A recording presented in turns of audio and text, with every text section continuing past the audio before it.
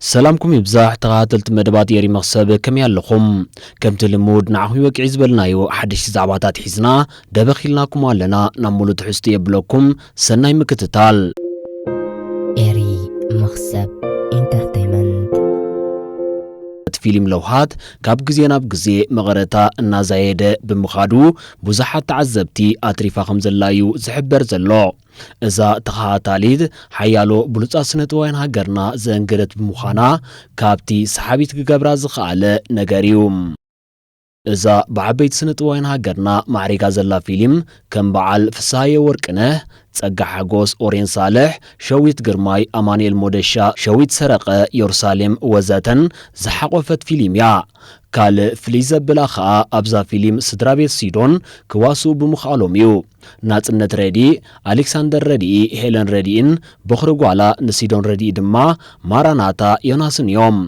እዛ ፊልም ኣብ ፈለማ ክፋላት ዘገምና በለትያ ሎሚ ኣብ ጽቡቕ አንጠልጣሊ ዝኾነ መቐረት ሒዛ ትጓዓዝ ኣላ ብፍላይ ከዓ እቲ ናይ ኣደን ጓልን ንጆን ማለት ኦሬን ሳልሕ ንምውናን ዘካይድኦ ተንኮልን ክፋእን ካብቲ ቀንዲ መቐረት ናይታ ፊልም እዩ ለውሃት ድማ ብሰንከን ክልተ ግዜ ትብደል ምህላዋይ ዝቝጸር እቲ ዘገርም ከዓ ክልቴን ኣሕዋት ንሓደ ወዲ ምፍቃረን እዩ ኣብዛ ፊልም ካልእ ጽቡቕ ነገር እንተደኣሃልዩ ሲዶን ረዲኢ ሒዛቶ ዘላ ጠባዩ ንሱ ኸኣ ሲዶን ከም ዋና ትካል መጠን ጥራይ ዘይኮነሲ ከም ኣደን ሓብሓቢትን ኮይናያ ትዋሳ ዘላ ሲዶን ኣብ ሕሉፋ ዕዋላ ከም ዝነበረት እሞ ብሰንኩ ብዘይውላድን ሓዳርን ከም ዝተረፈት ኮይናያ ትዋሳ ካብ ሕሉፋ ስለ ዝተምሃረት ከዓ ካብቲ ረሳሕ ህይወት ናይ መስተን ዕብዳንን ወፂኣ ናታ ትካል ገይራ ነተን ሰራሕተኛታት ድማ እቲ ዝሓለፈቶ ህይወት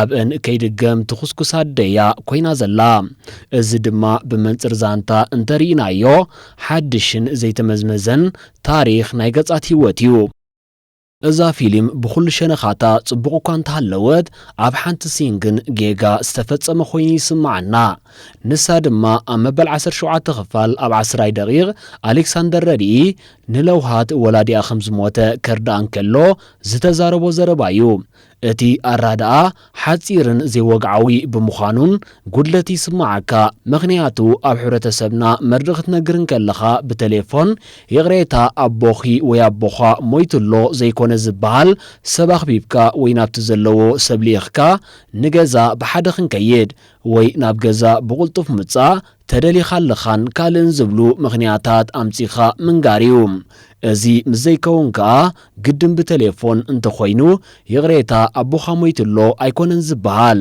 እንታይ ደኣ የቕሬታ ሰብ ዝረኽቦ ረኺብካ ኣለኻ ሰብኣይኩን ኣቦኻ ተጐዲኡሎ ኢልካ ይዝንገር ኣብዛ ፊልም ከዓ ሽሕ እኳ ዝምድና ለውሃትን ወላዲኣን ኣብ ሕማቅ ኩነታት ይንበር ወላዲ ግን ወላዲ ምዃኑ ስለ ዘይተርፎ ወግዕ መርድእ ክህልዎ ምተገብአ ኢና ንብል ንስኹም ክቡራት ተዓዘብትና ድማ እንታይ ትብሉ ርኢቶኹም ጽሓፉልና ካልእ ድማ ኣብ ሃገርና ዝፈሪ ዘሎ ፊልምታት ክዓብን ብደረጃ ዓለም ተወዳዳሪ ክኸውንን እንታይ ክግበር ከም ዝከኣል ክንዛተም ፊልምታት ዓለም ናይ ኣታዊ ቁልውላው ካብ ዝኣትዎም 10 ዓመታት ኣቝፂሮም ኣለዉ ኤርትራውያን ዓበይቲ ፊልም ግን ነዛ ኣርእስቲ እዚ ዝፈልጥዎ ይመስለንን እዚ ቅልውላው ድማ ንዕብየት ኔትፍሊክስ ዩቲዩብ ኣማዞን ቪድዮን ካልእን ዓብ ተራ ተጻዊቱን ይጻወታሎን ኔትፍሊክስ ሓደ ሰብ 7 ዩሮ ንወርሒ ብምኽፋል ኣሽሓት ብሉጽ ፊልምታት ናይ ሙሉእ ዓለም ምርኣይ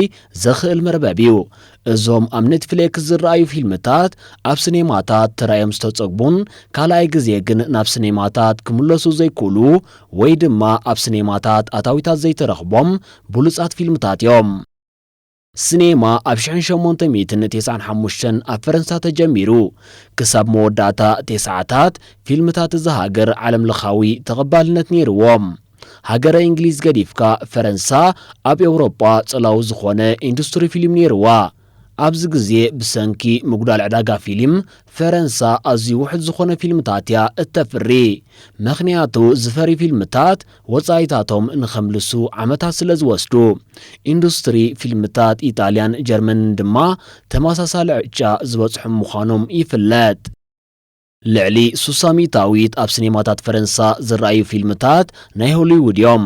ንኣታዊታትን ምዕባልን ቋንቋ ፈረንሳ ተባሂሉ ኣብ መዓልታት ብኽተኣምኖ ዘጸግም ርቀት ይትርጎም። ኣብ ገለ ኣጋጣሚታት ድማ እዞም ፊልምታት ብቋንቋ ፈረንሳ ዝስርሑ እዮም ዝመስሉኻ። ኣብ ኤርትራ ኢንዱስትሪ ፊልም ምስ ናጽነትዩ ክዓቢ ጀሚሩ። ኣብ መጀመርያ ዋላ እኳ ናይ ቴክኖሎጂ ጸገማት እምበር ሓይሊ ናይ ጽሑፍ ከም ዝነበሮም ኩላትና ንሰማምዓሉ ሓቂ እዩ።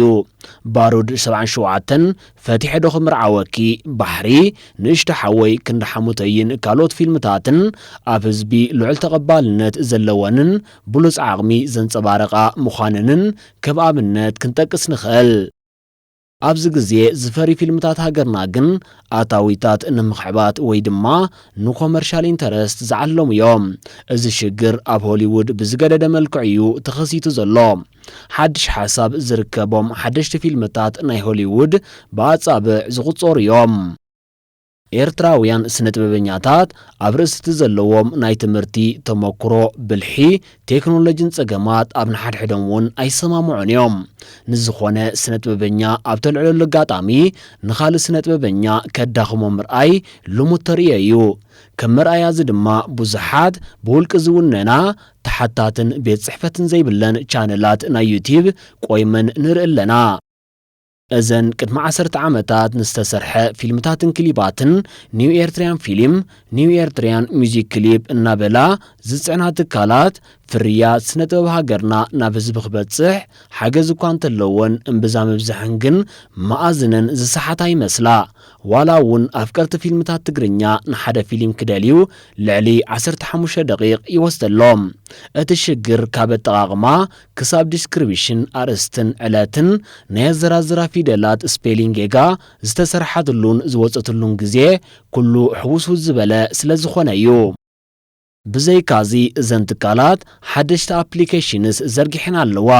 ዕላምአን ድማ ሰብ ገንዘብ እናኸፈለ ፊልም ክርኢ እዩ። እቲ ዝዓበየ ሕቶ ድማ ሓደ ሰብ ንሓንቲ ፊልም ክንደይ ክኸፍል እዮም ዝጽበዩ። ናይ ዓለም ብሉፅ ፊልምታት ብ7 ዩሮ ኣብ ኔትፍሊክስ ክሪኦ እናኸኣለ ናይ ሓንቲ ትካል ፊልምታት ብኽንደይ ክሪኦሎም እዮም ዝጽበዩ። ኣዝዩ ዘስደምምን ድንቁርና ዝበዝሖ ታሪፍ ድማ ንርኢ ኣለና። ተኸታታሊት ፊልም መርበብ ብ$2.50 ንሓንቲ ክፋል ኢፕሶድ። እዛ ፊልም 20 ክፋል እንተሃልይዋ ክንደይ ይኸውን ዋጋኣ ማለት እዩ። እተን ክስርሓ ኣማይት ሚልዮናት ዝወዳኣ ፊልምታት ናይ ሆሊውድ ከም ኣቫታርን ጌም ኦፍ ትሮንስን ከማን ብኸምዚ ክብሪ ዋጋ ኣይተረኣያን። መኽሰብ ዓለም ብ10 ዩሮ ኣብ ኤውሮጳ ከም እትርአ ዝነበረት እውን ይዝከር። እቲ ዘገርም ድማ እዚ ዋጋ ኣብ ሲኔማ ዘይኮነስ ኣብ ንኣሽቱ ኣዳራሻት እዩ ዘስደምም እዩ። ሕጂ ድማ ናይ መንስያት ፊልም ሮማንስ ኣዳልት ሙቪ ተባሂላ ልዕሊ 5 ዩሮ ከፊልካ ኣብ ኤላ ቲቪ ተዘርጊሓላ። ግርምባ ተጎንበሓለይ ክድስቐካ እዩ። ስለምንታየን እዘን ትካላት ኩለን ሓቢረን ሓደ ኣፕሊኬሽን ዘይሰርሓ? ሓንቲ ስድራ ድማ ወርሓዊ ሕስር ዝበለ ገንዘብ እናኸፈለት ጽፉፍ ፊልምታት ትከታተል። እንተዘይኮይኑ ኣብ ሓደ ገዛ ዝተፈላለዩ ዓይነት ፊልምታት ደስ ዝብሎም ስድራ እንተኾይኖም መዓልታዊ ነናቶም እናኸፈሉ ፊልምታት ናይ ሃገርና ስለ ዝኾነ ኢሎም ልዕሊ ዓቐን ገንዘብ ክኸፍሉ ምሕሳብ ንፊልምታት ሃገርና ዘርብሕ ዘይኮነስ ሒዝዎ ንድሕሪት ከም ዝምለስ ብዘይጥርጥር የረጋግጽ። ናይ ሃገርና ኩነታት ሸርፊ ምስ ተለወጠ ኣሃዛት እናኸሸንካ ዩቲብ ኣየርባሓናን ምባል ምስ ምንታይ ይቝጸር?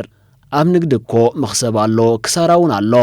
ድሓር ከዓ እቲ ኣብ ሓፂር ግዜ መኽሰብ ንምኽዕባት ንህዝቢ ብኹቱር ፍርያቱ ዘቕርብ ትካል ቀጻልነቱ ስለ ዘይረኣየካ ብኣግኡ እንተዝሕሰበሉ መሓሸ። እቲ ተበግሶ ዝናኣድዩ እንተ ትጸደፍደፍ ግን ሕጂ እውን ከም ናይ ዩቲብ ንስነ ጥበበኛታት ሒዝዎም ከይጸድፍ። በዚ ኾይኑ በቲ ግን እዛ ፊልም እናመቀረትን እናጣዕመትን ትኸይድ ብምህላዋ ቀልጢፋ ከይትውዳእ ኢና ንሲዶ ንላበዋ። እምባር ከዝኸበርኩም ተኸታተልቲ መደባት የሪ መኽሰብ ንሎም ዝበልናዮ ትሕዝቶ እዚ ሰማዕኹም ወይ ነይሩ በዚ ነቕርበልኩም ዘለና መደባት ዓጊብኩም ክትኮኑ ሙሉእ ተስፋና ኣብ ቀጻሊ ብኻልእን ሓድሽን ትሕዝቶ ክሳብ ንምለሰኩም ጸጽብቑን ምንየልኩም ክቡራት ተኸታተልትና ከም ወትሩ ስታፊኹም ኣብ መደብና ዕዙዝ ስለ ዝኾነ ርኢቶ መረምታን ነቐፌታን ኣብ ምሃባይ ትሕመቑ ከምኡውን ብወገና ቀርብ ኣለዎ ትብልዎ መደባት ጆባ ክንብለኩም ወትሩ ቁርባት ኢና ዘለና ኣብዛ መደብኩም ድማ ቀርብ ኣለዎ እትብልዎ ስነ ጥበባዊ ኣብ ኮመንት ክትጽሕፉልና ኢና ንላቦ ኩልቲ ዝቕጽል መደባትና ኣብ 3 ሰዓት መታን ክበጽሐኩም ከ ሳብስክራይብ ብምግባር ነታ ናይ ደወል ምልክት ምጽቃጥን ሼርን ምባል እጃንኩም እሞ ኣይትረስዑና በልና ደጊምና ብምክትታልኩም ኣዚና ነመስግን ኣብ ቀጻሊ ብኻልእ ዝተፈላለዩ መሃርና ዘናጋዕን ትሕዝቶታት ክሳብ ንራኸብ ሰላም ጥዕናን ራህዋን ንኹልና ሰሰናዩ